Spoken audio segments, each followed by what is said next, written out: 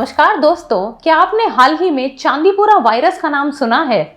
गुजरात और राजस्थान में इस वायरस के मामलों और खासकर बच्चों में फैल रहे दिमागी बुखार यानी कि एक्यूट एन्सेफेलाइटिस ने स्वास्थ्य विभाग की चिंता बढ़ा दी है। लेकिन यह वायरस कितना खतरनाक है, यह कैसे फैलता है और इससे हमारे बच्चों को कैसे सुरक्षित रखा जा सकता है? आज के इस वीडियो में हम चांदीपुरा वायरस से जुड़े सभी जरूरी फैक्ट्स एंड फिगर्स को आसान हिंदी में समझेंगे। वीडियो अंत तक जरूर देखिएगा। सबसे पहले समझते हैं कि चांदीपुरा वायरस आखिर है क्या। वैज्ञानिक दृष्टि से यह रैप्डोविरिडे परिवार का सदस्य है, वही परिवार जिससे रेबीज का वायरस आता है। हालांकि ये दोनों बीमारियां अलग हैं एक दूसरे से। यह वायरस भारत के लिए नया नहीं है। इसे सबसे पहले 1965 में महाराष्ट्र के चांदीपुरा गांव में पहचाना गया था और उसी गांव के नाम पर इसका नाम चांदीपुरा वायरस पड़ा। यह मुख्य रूप से एक्यूट एन्सेफेलाइटिस यानी मस्तिष्क में अचानक सूजन का कारण बनता है। समय समय पर मॉनसून और मॉनसून के बाद के महीनों में महाराष्ट्र, गुजरात, आंध्र प्रदेश और आसपास के राज्यों में इसके आउटब्रेक देखे गए हैं। अब बात करते हैं कि यह वायरस फैलता कैसे है।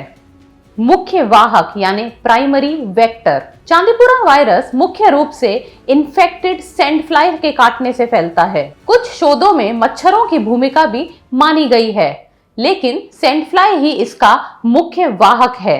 सैंड फ्लाई कहाँ पनपती है? यह मक्खी कच्चे मकानों की दीवारों की दरारें, सीलन वाली जगहों, मवेशियों के बाड़ों और साफ सफाई की कमी वाले ग्रामीण या अर्ध शहरी इलाकों में पाई जाती है। किस उम्र के लोगों को सबसे ज्यादा खतरा है? यह वायरस मुख्य रूप से 9 महीने से 14 साल तक के बच्चों को प्रभावित करता है। डॉक्टरों और विशेषज्ञों के अनुसार छोटे बच्चों में इस वायरस के प्रति इम्यूनिटी यानी कि प्रतिरोधक क्षमता ना के बराबर या बहुत कम होती है, इसलिए उनका शरीर इस संक्रमण का मुकाबला नहीं कर पाता। चांदीपुरा वायरस क्यों इतना चिंताजनक माना जाता है? क्योंकि इसके लक्षण सामान्य वायरल की तरह शुरू होते हैं, लेकिन बहुत तेजी से गंभीर रूप ले लेते हैं। शुरुआती लक्षण: तेज बुखार आना, सिर में अत्यधिक दर्द होना, उल्टी होना और बहुत ज्यादा थकान या सुस्ती होना, चिड़चिड़ापन, बेहोशी या भ्रम, दौरे या झटके आना। हालिया आंकड़ों और खतरा। हाल के आउटब्रेक में गुजरात स्वास्थ्य अधिकारियों के अनुसार 184 संदिग्ध मरीजों में से 35 मामलों की पुष्टि हुई और 15 साल से कम उम्र के 22 बच्चों की मौत दर्ज की गई। वहीं राजस्थान के सीमावर्ती जिलों में भी इसके मामले दर्ज किए गए हैं। विश्व स्वास्थ्य संगठन यानी WHO के मुताबिक इसके पिछले आउटब्रेक में मृत्यु दर यानी कि फर्टिलिटी रेट 56% से 75% के बीच रहा था। बीमारी की सबसे खतरनाक बात यह है कि लक्षण शुरू होने के बाद स्थिति कुछ ही घंटों या 1-2 दिन के भीतर जानलेवा हो सकती है। क्या इसका कोई इलाज या वैक्सीन है? फिलहाल चांदीपुरा वायरस के लिए कोई विशिष्ट दवा या वैक्सीन यानी कि स्पेसिफिक ट्रीटमेंट और वैक्सीन उपलब्ध नहीं है। डॉक्टरों द्वारा मरीज को सपोर्टिव केयर और लक्षणों के आधार पर इमरजेंसी ट्रीटमेंट दिया जाता है। इसलिए घरेलू उपचार में समय बर्बाद करने के बजाय बच्चे को तुरंत अस्पताल पहुंचाना ही सबसे ज्यादा समझदारी है। क्या ये इंसान से इंसान में फैलता है?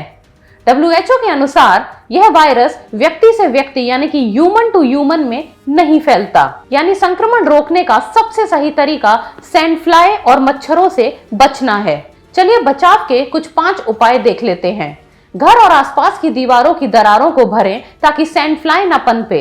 बच्चों को पूरी आस्तीन यानी कि फुल स्लीव्स के कपड़े पहनाएं। घर के अंदर और बाहर मच्छर कीट भगाने वाली क्रीम यानी कि इंसेक्ट रेपेलेंट का प्रयोग करें। पशुओं के बाड़ों और सीलन वाली जगहों पर साफ सफाई रखें और पेस्ट कंट्रोल या कीटनाशक का छिड़काव करवाएं।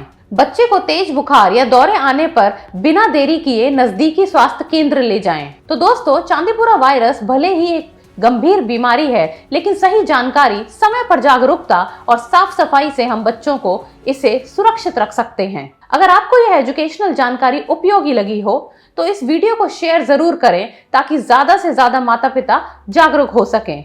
और आपका चांदीपुरा वायरस के बारे में क्या सोचना है, अपनी राय हमें कमेंट सेक्शन में जरूर बताएं। वीडियो अच्छी लगी हो तो लाइक, शेयर और सब्सक्राइब जरूर करें।